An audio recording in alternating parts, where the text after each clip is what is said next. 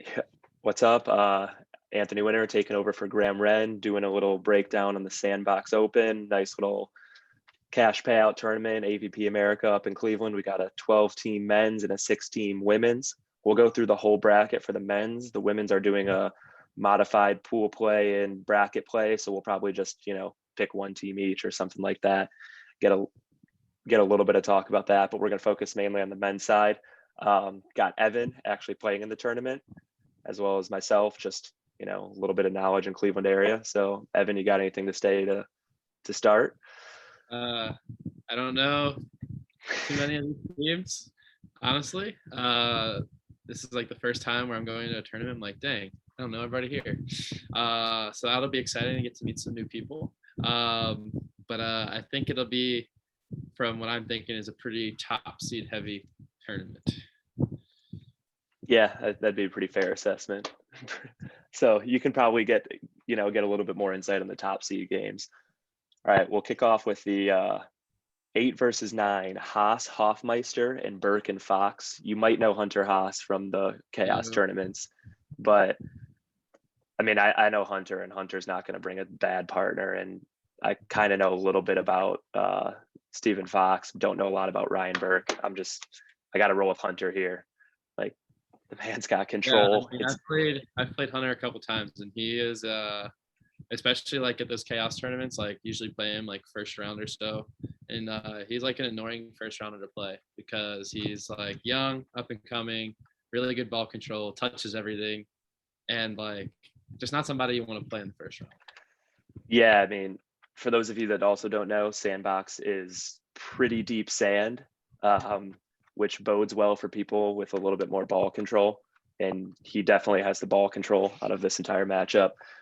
I mean, there's going to be people struggling to jump and swing tomorrow. There's a lot of people that come there that are just like beaters at every other place.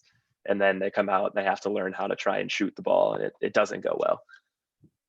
So I think we're in agreement there. Definitely going with Hunter.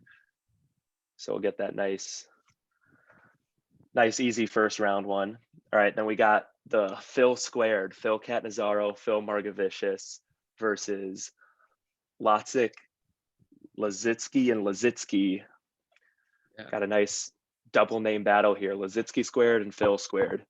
I mean, Phil and Phil that'll be a fun team to watch.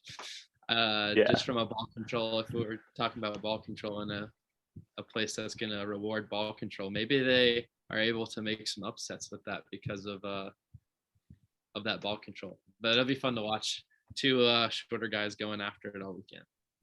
Yeah, and plus, I mean, they've trained at Sandbox, so it's something they're kind of used to. I'm telling you, that's going to throw a couple people off in a couple of games. But I trained a little bit with actually Victor Litzitsky, and Graham and Kevin are going to hate me for this. They wanted me to pick him to go all the way because it's a Victor and an Oleg, and they're just like, that's the scariest team out there, just name based. But Victor's still just an indoor. They've got the contenders bracket on lock. Yeah. Victor's an indoor guy that I met last night, actually, when we were playing some. And you can definitely tell he's an indoor guy. Plus, he clearly can't be that good. He was a huge fan of Evan Corey and Logan Weber as a pair. So, like, he's not looking up to the right people. So definitely not. What is he thinking? Yeah. So I'm going to go with Phil and Phil in this one. Also just going with the hometown Sandbox boy to get the first round win, Phil Marg. And that'll also give us a nice 4 versus 5 matchup. Just picking the seedings right now, Always fun. All right. Now we got Seth Wilson, Joel Feldcamp versus Mike Alexander and Evan Salimos, one of the 3 triplets. Yes. So the triplets making their debut, but they're also making their debut against Seth Wilson and Joel Feldcamp. So for those of you that don't know, the triplets are 14-year-old freshmen, John Salimos' kids, the owner of Sandbox. They're ballers, that's for sure. I mean, definitely ballers, but also still 14 years old and definitely have not hit their growth spurt yet. Put it easy. And then I mean, playing somebody like Joel who's going around playing qualifiers, playing these big tournaments, not favorable for him. Favorable. And playing Seth, who actually has been playing phenomenal ball this year. He's been demolishing balls, getting up pretty well. Um, I do want to. I I mean, do have to say here. I think there's a prop bet that goes along with this game, and it's how many sky balls are hit in the game. I think there needs to be a prop bet total for the tournament. How many sky balls in the tournament? Because for anybody who doesn't know, at Sandbox they got a big thing on match point. You have to sky ball. If not, you get booed pretty hard by everybody around. So I would like that. I'd like that prop bet to be around there. We can think about that a little more through the video, but we need to have an over under on the amount of sky balls. I'm in this game. I'm definitely going with, if it's a 2-setter, at least 4 sky balls are hit in that first round matchup at 9:50 a.m. I'm pretty sure the freeze point, so we haven't talked about this yet. There is a freeze on the semis and finals, and I'm 90% sure the freeze point was instituted. Sorry, somebody's like chopping down a tree in my backyard. Good, you can't hear. Didn't know about it, but there's a freeze instituted for the semis and finals, and we are 90% convinced that is so people will skyball on match point. There is no doubt in my mind. I'm 100% convinced that the rule is instituted because they want to see more sky balls. It's a fair bet. Back to this game. Love seeing the triplets getting out there. Mike Alexander's been out for the whole year. He's been hurt. Love seeing him back and playing, but running into Joel first round is not what you love to see for them coming back out. So I'm going with Joel and Seth here. I honestly don't really see either of those first 3 games even going 3 sets, but who knows? Crazier things have happened. All right, here is the fun one, the one I was actually looking forward to as a first round game. We got Kevin Zybust playing with Fortman, who in a chaos this year upset Phil and I in a first round game based on seeding. And we got Anthony Baronio and Nate Nowicki. Anthony's been up training with Alex Storm. He's been a really good indoor player. He's been getting used to beach. Calvin Nowicki's from Pennsylvania. He's a solid player. He's played a couple of tournaments, 2 young guys. I don't know if you know any of these 4. I actually got to play with Fortman yesterday since I'm up here in Pittsburgh. Oh, that's right, yeah. So got to go play some pickup yesterday and got to play against him. I was kind of impressed. He's a pretty solid player. Definitely not somebody to take light in the first round game. I don't know the other 3. So you can give more insight there, but definitely was impressed by him whenever we were playing yesterday. Yeah, Fortman's just good, man. I mean, like for Pittsburgh, you're like, and he never really travels outside of like a 3-hour radius, I feel like, to play. Like, the man's a pretty good player. He just hasn't seen a lot of super high level play because he just sticks in this area. But I mean, I'm going with Kevin and Fortman. They beat me earlier this year, so I gotta pick them, because if I don't say they're gonna win a first round game and they beat me, that's pretty low self-esteem on my own part. But Anthony's been training a lot, and Calvin's been playing some out in Erie. Hasn't been training with like a whole lot of high level ball because it's Erie, PA. But Anthony and Calvin are good, and this is going to be a really fun first round game. But I'm going a 3-set with Zybust and Fortman. Kevin trains with us, and I just think he trains with a really high level group, clearly. So it's going to put out some really high level play, and they'll take that first round game. Let me fill in some of these contenders just real quick while I have it here. You can go ahead and talk about your first round game against Hunter if you want to. Yeah, so I mean, it's me and Ian Bicko. So you're talking bad on Erie, PA, but my boy's been up there for a while now. Well, he was Erie born, but he was not Erie bred. He's been there Calvin's for like been 2 months. He's been there for like 2 months. I swear, I haven't seen this dude in forever. It's so good to like finally be able to get to like be on the court with him again. I'm excited for it. But we got Hunter, and I don't know his partner. I don't know if you know his partner. I just expect some irritating digs, some irritating touches from Hunter, but the boys take it home in 2 pretty easily. And for the Sandbox crowd, I'm going with at least 3 sky balls in this match. I don't know if I've actually ever seen Ian skyball. Okay, like, I'm sure really. I've never seen him do it either, actually, and I practice with him almost every day. Ian I Bicko was like, Skyball. That'd be hilarious. I don't know if I've actually ever seen Bicko Skyball. Like this, He will handset I one mean, though. He will not Skyball, but yeah. he will handset the Skyball. Oh yeah, no. Biscuit hands are full effect tomorrow. Like this, I told him we can't run the Sandbox Open without biscuit hands there, and Gosh, you biscuit just hands. It's gonna yeah. start. I think it's already trending. I mean, we got it in Ohio. He's been in Erie. Like the man is just biscuit hands now.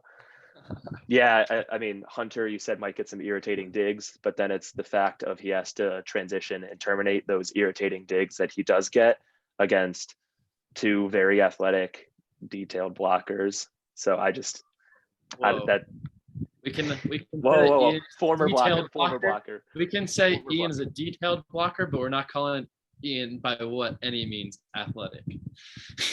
He's tall. He's lanky. Like he's tall. Yes, he's he tall. knows how to jump.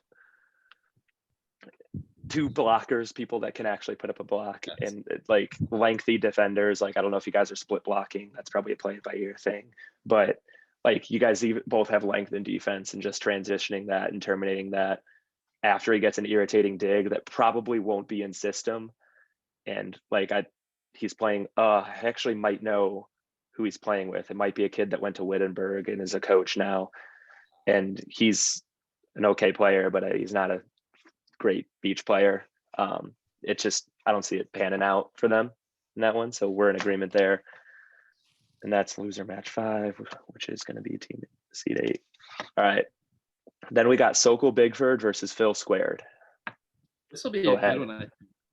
I think this one will be a really good match, actually. I mean, obviously, I think JoJo and Josh have a little bit of advantage with having a true block in Josh, but I think Phil and Phil could be really irritating. Obviously, the home field, like the home court advantage, they know how to play that complex really well.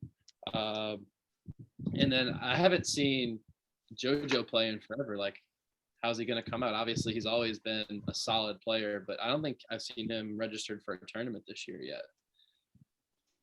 Is that true? I mean, obviously, I'm not up in the area all the time, but I haven't seen him really registered for anything. So I played with him once earlier this year at, I think it might have been in March or April. It was like a last minute, like text each other, went and played, and believe me, Sokol's still playing at a pretty high level. I actually was not playing at a high level in that tournament, but he's still playing at a high level. He's jumping well. He's healthy. That's like the biggest thing. Like a lot of times when people take time off, they come back, they're not in great shape. They're not very healthy. He's been training in Columbus still with Hudson, playing some there, hitting a couple tournaments here and there. Him and Hudson did lose a tournament recently that I didn't think they should have lost or would have lost, but he did. So I don't know what happened there. Maybe, I mean, there could have been anything that they cramped out, but Bigford at the same time has been playing a ton and handsets pretty well. And Sokol also handsets pretty well. And I don't know, like it's going to come down to like who's passing a little bit better in serve receive. And if Phil and Phil are keeping themselves up on the net. I think it's going to be a close one too. Probably could be a 3-setter. Really just depends if, they're both playing high level ball. And if it comes down to it and they're both playing their best ball, I think Sokol and Bigford have a little bit of an advantage because they actually have played up at the net before. And I think other than training and playing it once or twice in training for like 5 minutes, neither Phil nor Phil has played up at the net and blocked. Like they don't, even in training, neither of them play up at the net. Like they don't. So like I'm going with Sokol Bigford there. Just because I think it's going to take them a match playing against a good team to kind of figure out how they're going to play small ball and how they're going to work that out. I think that will be the match that they start to figure it out, but it might be too little too late. All right, so then we got Drake Miracle, Wilson Feldcamp. Another one I'm stoked for. I was going to say, this is going to be a good one. I think I'm going to, I don't know. I feel like John and Adam are very up and down team. Like this could really either go like anyway. I mean, what, that chaos tournament, John and Adam lost their first match of the day and then just torched through the contenders bracket. Like, absolutely was like, I think they beat every good team in the tournament, like in the contenders. As like just Yeah, team I mean, after they beat team. me and Logan Curlin, so clearly they beat one of the best teams there. And then they ran into Ray Bircher and Matt Blaka, who were on fire. They lost. That's the only team they lost to in the tournament. So I mean, Yeah, it's a that's true. team That's that who they played in the first round. yes, Yeah, so but the team that obviously could go very far.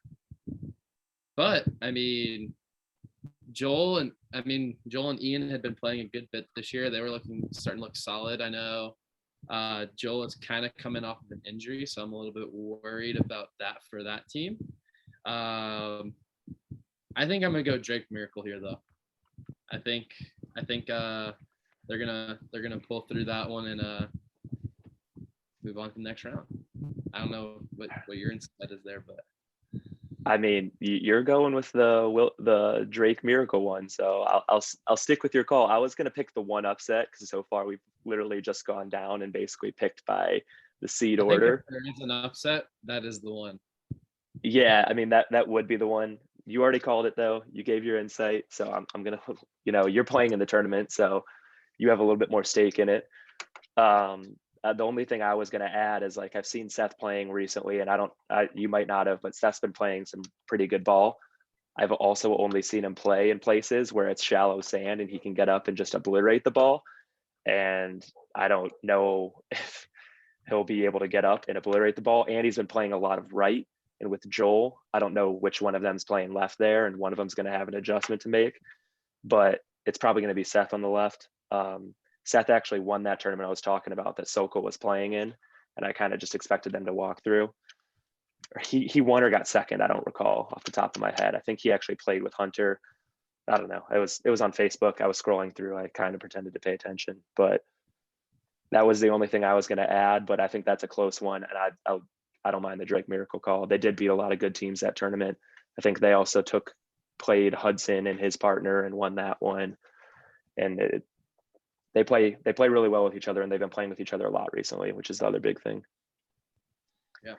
All right, now we got Ben Pong, Chris Lures, Kevin Zybust, David Fortman.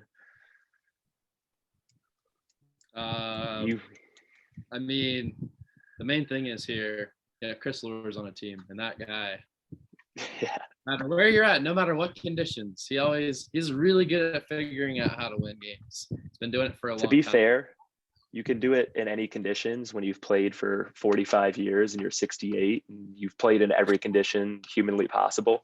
So that gives him a pretty fair experience. I mean, Ben's a pretty young guy, right? Yeah, Ben's young. Ben's my age, maybe a year or two younger. I think him and Lures actually, they've either known each other forever or they're related somehow. I don't remember which one it is. I think Ben's somehow related to him. I don't know. I pay attention 67% of the time, but that's pretty much it. But yeah, I mean, like you said, you put Lures basically on any surface, and he's just good. Yeah, he's good. He's smart. He always has one or two plays in the back of his sleeve that he can just kind of pull out and just earn 2 points. So even if you're in that 19-19 game, he'll go into his back pocket, have 2 things he stored from the beginning of the match, pull those out. All of a sudden it's 21-19 and you're like, what the hell just happened? Like, it's done it to me time and time again. It's really annoying. And then I think, and then just, I guess, a little more insight into the other team as well. I think Fortman in this deeper sand is going to struggle a little bit from what I noticed, at least playing with them. He's relies pretty good bit on being pretty athletic, pretty in shape guy, pretty athletic. And I think that deep sand might give him a little bit of trouble trying to side out against old man Lures. To his advantage, he does jump pretty well at Sandbox still. He's played here a couple times, coming for some tournaments, and he still does. I think he's played there enough. It drains him a little bit more quickly, but he later can still in the handle day, his own. We're look for. Yeah, it's going to be people later in the day that aren't used to how much they've had to put into approaches and jumping and actually moving, as opposed to just when you're playing on that flat surface at other facilities. All right. So now we got the 1 versus the 4 here. Basically, you guys versus JoJo and Bigford. No you want to shot. say anything? You just want me to take They this got no one? shot. They got no shot. Okay. We're talking about being tired. I mean, obviously, there's a lot of time in between these games. But my guy Josh earlier this year, man, it looked like he was struggling throughout a tournament. Like, I felt bad for him at some points. I Was like, that the dude, Heat one where he was throwing up? yeah, he like went and like Yeah. threw up in between matches. And I was like, dang, dude, like, come on now. And then I beat JoJo here last year twice. So I mean, I'm feeling pretty comfortable about playing this team. Yeah, But I mean, it will be I a played. loud game. Let me tell you, between me, Ian, and JoJo, there's going to be no shortage of noise coming from that court. Yeah, and I think Bigford actually makes negative noise. Like I don't think I've heard him speak when he plays volleyball, other than an occasional couple of like claps. Like, and it's more when he's frustrated with himself. So like, it's gonna be, yeah, that's gonna be the loudest court there the entire day. And I mean, you summed it up and said no shot. I think it's not necessarily no shot, but I'm definitely going with you guys. Like you said, or like we said earlier, Sokol hasn't been playing a lot recently. You and Ian have been playing basically every tournament in the US that has existed under the sun. I think you and Ian both have played like 4 tournaments in one weekend. Like between we both made the Atlanta seaside trek. Man, what a weekend. Gosh. But and Ian was in phase 1 of that. Like you weren't even in phase 1 of that qualifier. So Ian's Wednesday, Thursday, Friday, Saturday, like just I mean, Bigford had a decent showing in Chicago, played a couple good teams, but just it's not near the level that is going to take this set. JoJo is going to bomb some balls and he's going to earn some reels that way, but I just don't think the side out's going to be as clean as you guys are, especially JoJo and Bigford haven't played with each other before. They're both natural. Well, actually, Bigford's normally left, so that's good. It'll get him back on his comfort side. JoJo can hang out on the right, but yeah, it's just the side out's going to be early in the day is not going to be there. In the finals, this could be a whole different game if they're matching up with you in the finals, but we'll play that one by ear, see how it rolls. All right, so that puts you guys in the crossover. Then we got the 3 and the 2, Drake Miracle, Pong Lures. I think this is gonna be a fun one. Watching well, first old teammates come new teammates again this year, Drake and Lures, and then splitting back up again for this. That become old teammates again. It's gonna be exciting to see. I mean, talk about 2 just like Ohio legends, Drake and Lures going at it against each other. It's gonna be fun to watch. I think though. I think I'm going to take Drake Miracle here. I think I watched Pong play a little bit last year whenever he was up at Sandbox. I was pretty impressed. He's a pretty good player.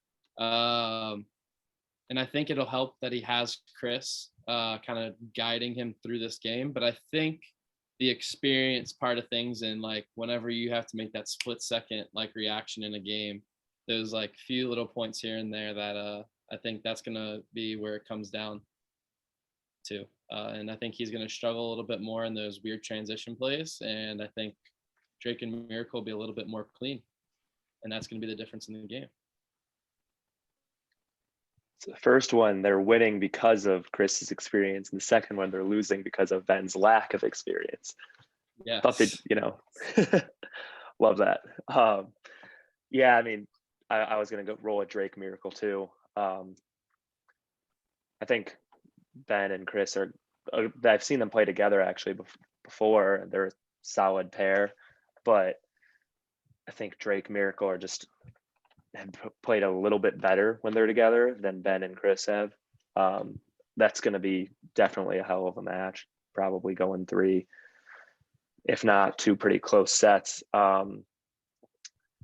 I think Lures is, like you said, is good about those adjustments, but it's going to be those adjustments on the fly when you're in the middle of a rally, and that's going to be something that Drake and Miracle can do. And Miracle's getting healthy again, and that dude's pretty scary when he's healthy. So that'll be a good match, but I think it's going to roll to Drake Miracle. Agreed. All right, so we got the 9 versus the 5, which is going to be back in the contenders. We already went through the winner side. 9 versus 5, which is going to be Burke Fox versus the 5, which is Phil and Phil. Phil and Phil. I'm rolling. These are guys I know. You know Phil and Phil, but I kind of know all 4. I mean, it's Phil and Phil's game to lose. Like, to put it simply, Steven's getting better, still not exactly on the tier that Phil and Phil are, and I don't know Ryan Burke personally, but Phil Squared's just not getting knocked out in that that first round there. So I think they're gonna roll through a pretty heavy part of this contender. I think they'll make a good run through it. That's gonna be my so the next roll one's the 12 and the 8, which is the Litzitskys and Haas and Hofmeister.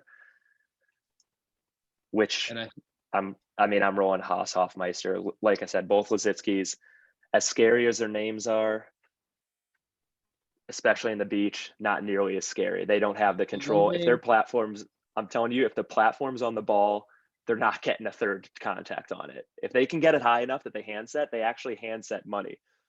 But like, if they have to platform a second ball, like that, just it's not going to work. Like, only their game was as scary as their names. That's all you're saying, basically. If they're, if you had twins out there whose game was as scary as Oleg and Victor Litzitsky, like that's the end of the tournament, basically. Like,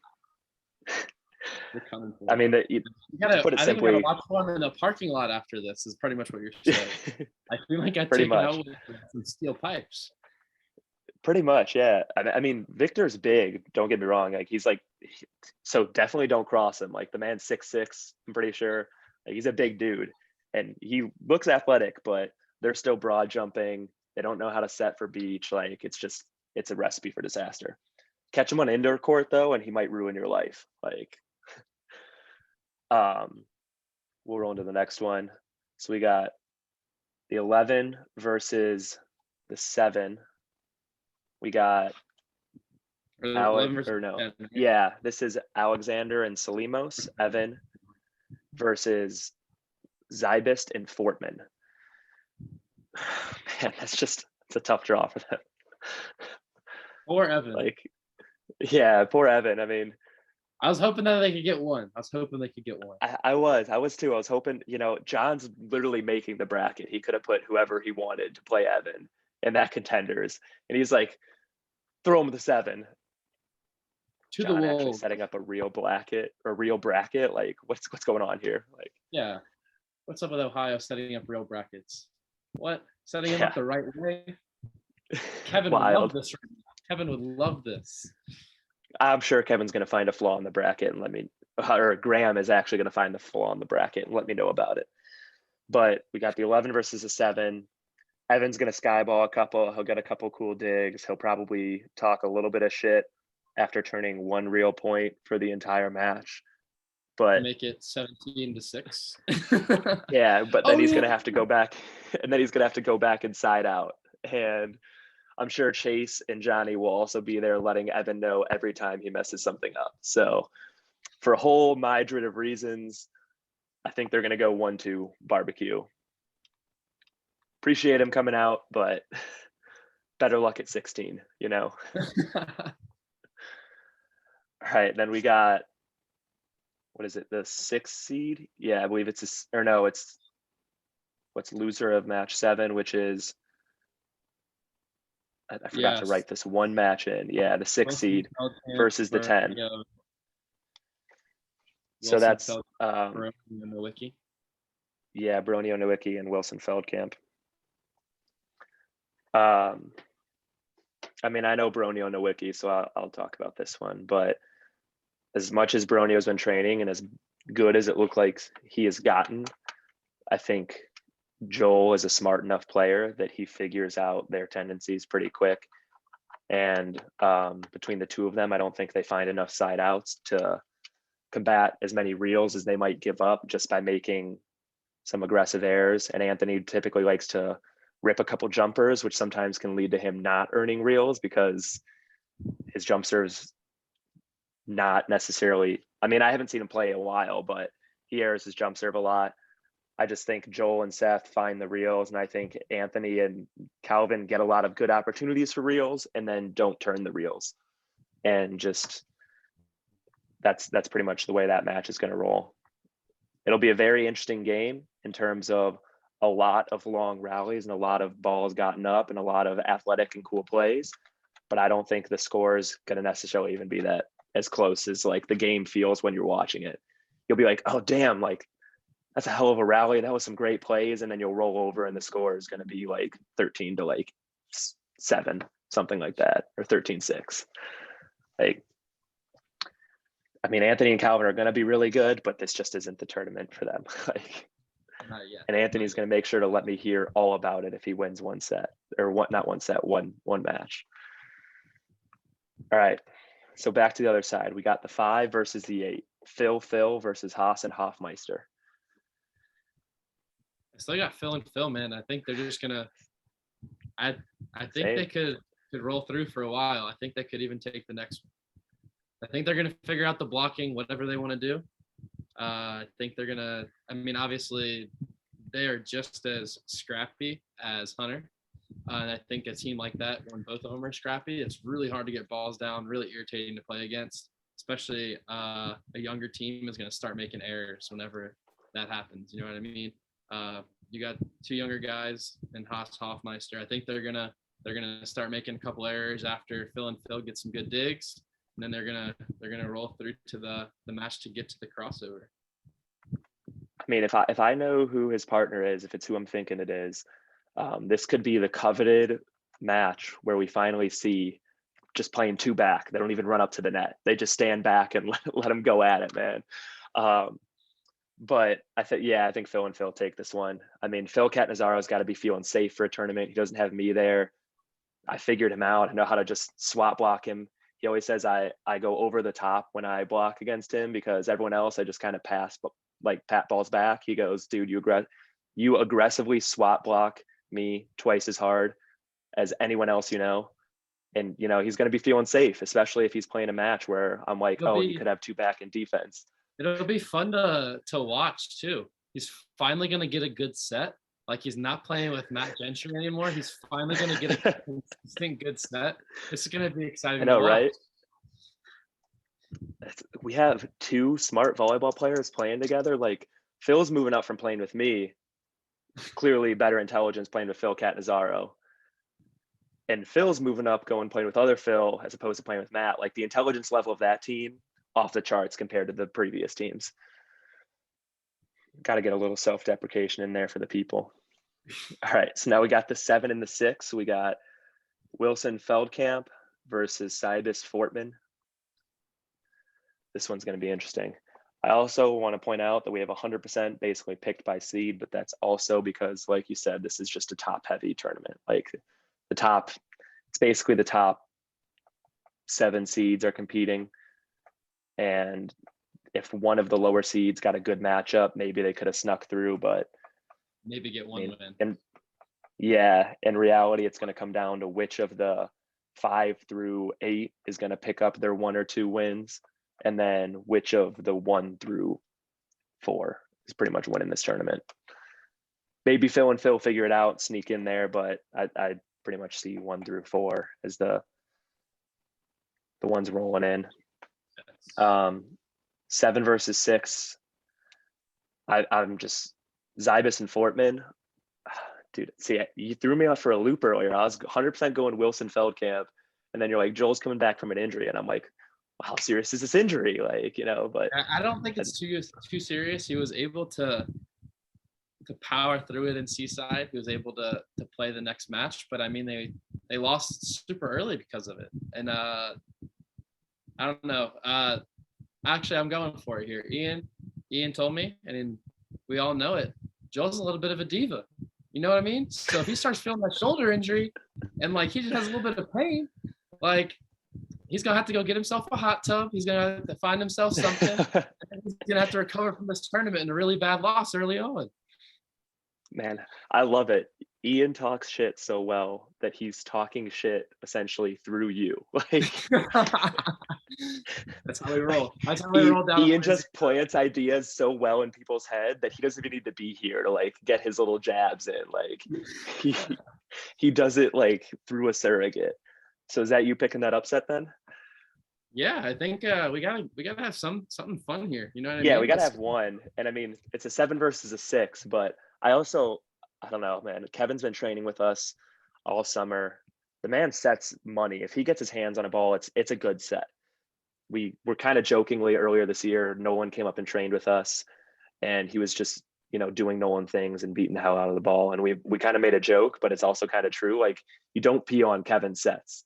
He's kind of like if Kevin's getting his hands on the ball, just don't peel. Like, people will peel before they see the set and they're like, oh, I don't know this kid. He's setting like, but he does set pretty well. It's half joke, half true. Like, but he'll give Fortman some good sets. And if they go at Kevin, Fortman's dynamic can go on too.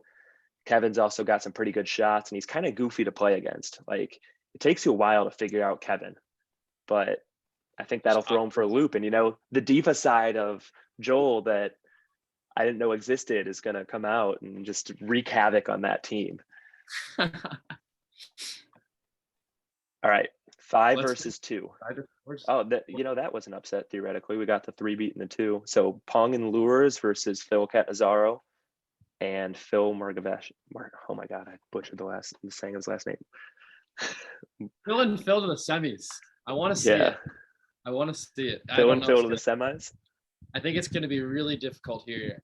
I do think that they match up well against Lures, though, in this kind of an atmosphere. Because, I mean, Lures really shot heavy. Obviously, it's going to be really tough. But Lures really shot heavy. Not going to be able to get up as high. So I think it might take away his hard driven a little bit. And maybe they're able to run around a bunch and get some of these digs on Lures and put some stuff away in transition. Or do you not see that happening? No way. There's 2 things that I see that need to happen. It's they need to serve aggressive enough that Ben can't get his hands on it, because if Ben's going to be able to hand set, they're going to run into some issues. I mean, unless they're just going at Ben. And the second one is like, I think Phil has played Lures. My Phil Margavicius once has played Lures with me, or no, we played him twice in the same tournament, but he hasn't played Lures a lot. And I don't know if he entirely knows the style to play Lures. And I don't know if Phil Catanzaro has played against Lures. Like, if you haven't played against him, there's a pretty big learning curve. And if he has played against him, I don't necessarily recall it. But also playing against him with a smaller block, and you haven't played against him before, and you haven't played him in a game plan that involves peeling, like, I just feel like is a lot if they're not getting up and they're being aggressive with their serve. This one's a toss-up, man. You're picking I think they can serve aggressive enough and they can make those adjustments. So I think they are able to win. And you're saying that you're feeling the upset here. So I'm rolling with you. I'm going to go with the 5 in the upset here. And this Phil Catanzaro is going to show Ben Pong that he was the strong partner in their partnership when they played a couple of tournaments together. And this was a tournament where Lures really struggled last year. Like, him and Lehman lost to Dave Evans and Ian, which is, I mean, no slouch of a team. But I think that put him in like a 7th maybe, in what was also like a 14 or 15 team tournament. So who knows? Could be another really rough go around at the Sandbox for Old Man Lures. All right, we're rolling with it. We got Zybust and Fortman versus Sokol and Bigford. And I mean, Zybust and Fortman, you had a good run, but I think it cuts off at Sokol Bigford. Yeah, that one's pretty straight up. Yeah, I mean, we don't need much, especially at this point after they've played a couple of sets together too, and played a couple of matches. Like, I think Sokol and Bigford will start rolling here. I don't think, like you were saying, Bigford has had struggles that one day. I was at that day. It was like 98 degrees out. The man's from the north. The man's from the north. you're out there from Louisiana, like, oh, nothing's happening. We're all fine. Like, it was a rough day. I don't think, especially this is going to be what his third match of the day. Like, I don't think it's going to factor in on a day where it's also colder. You just got less going on. So I think Sokol Bigford just rolling that one. It could end up a closer set. I think Zybust and Fortman will side out decently well. I just don't think they'll turn the reels that Sokol and Bigford will. All right. So basically, like we said, we have 5 of the top 4 seeds in the semis. 1 versus 5, which is you versus Phil squared. And I think Phil Catanzaro is going to realize that there's people that swap block much more aggressively than I do in this matchup. Like, between you and Ian, and he's going to realize that there are people that he dislikes playing against even more than me. Like, he tells me, he's like, he has 5 people he hates playing against, and I'm 4 of them. Like, because I'm just kind of sassy. I'll like a little bit. I'll talk a little bit at him and kind of say some things, and he's going to run into Ian Bicco and be like, oh, gosh. Why did I ever think it was that bad playing against Winner? Like, what part of me ever thought that this was bad? And he's going to text me a really nice apology, or he's going to say, I hate you twice as much as I hated you before this because you were right. Like, I'm just excited because there's now like a lot of people in Ohio who know from a couple chaos tournaments, me and Ian played against each other. And they saw the amount of shit talk that goes down in a game between the 2 of us against each other. But now, like, seeing it on the same side of the court, I don't know if they're going to be ready for that. It's going to be a different level. We're going to be shit talking each other, shit talking the other team. Like, they're not ready for this level of shit talk. There's going to be like some Jedi mind tricks going on. Like, you're going to be just shit talking each other so much that the other side's going to not know what to do. They're like, why are they hating each other? I think you guys roll. I think Biscuit Hands comes out in full effect and backpacks you to this victory, despite everything you do to sabotage it against the hometown crowd. All of the shanked digs that I'm going to have, he's going to have to clean up. He's going to be running around, somehow getting his hands on balls, putting up pearls. I mean, it might come down to who skyballs more and gets the energy of the triplets behind him at this point. And I just feel like you have no worries. You're going to throw those sky balls up, and Phil might be a little more reserved with their sky balls. That's just a losing formula. Been practicing this week. Yeah. I'm ready for it. It's just a losing formula to skyball less than the other team.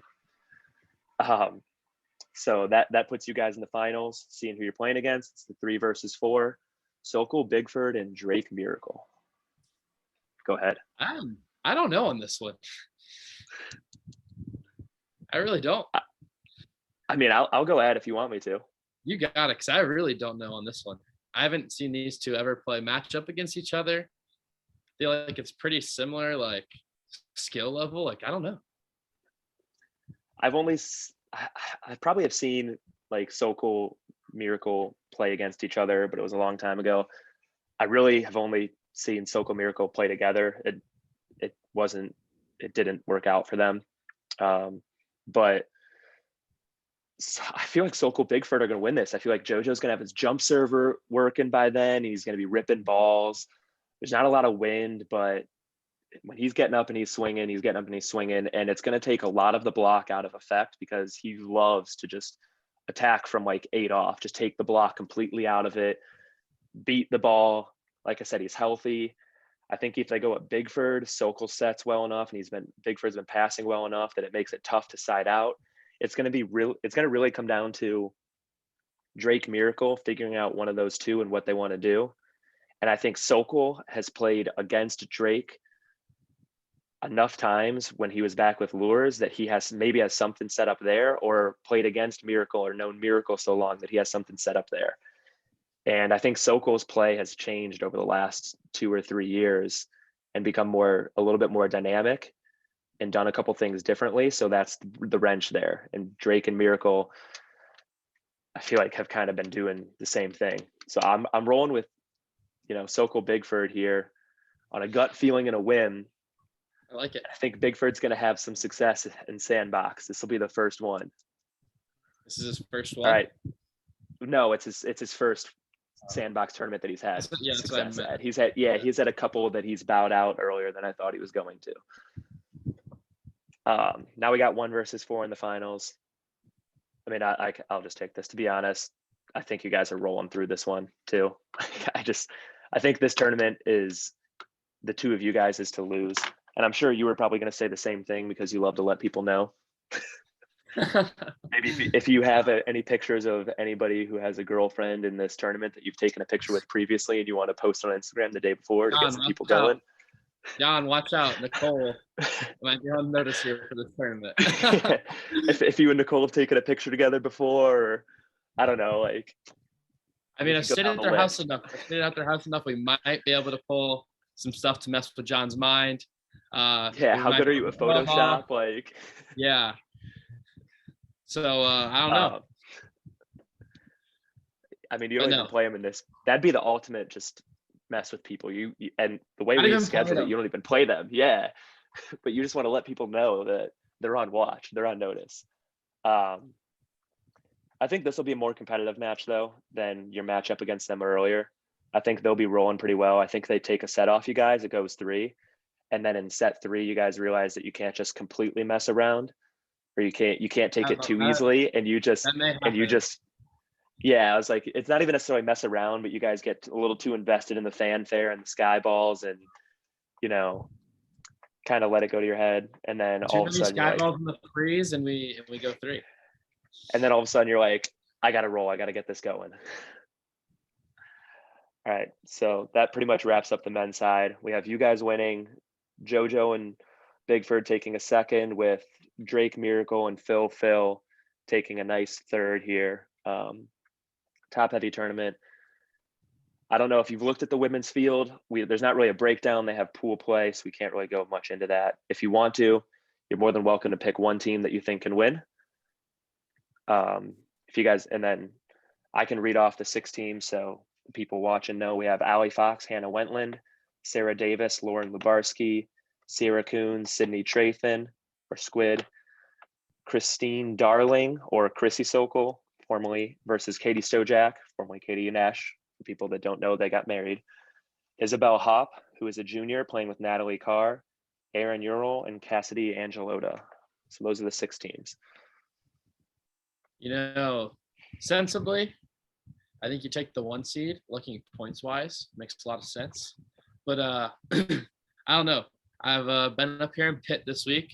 My girl Lauren and Sarah even came up here on Monday, and they're like focused for this weekend, man. Let me tell you, this is a big tournament for them. I think they're gonna come in a little bit more focused, a little bit more serious, and I think they're gonna surprise Allie and Hannah, and they're gonna show the world why Hannah still sucks.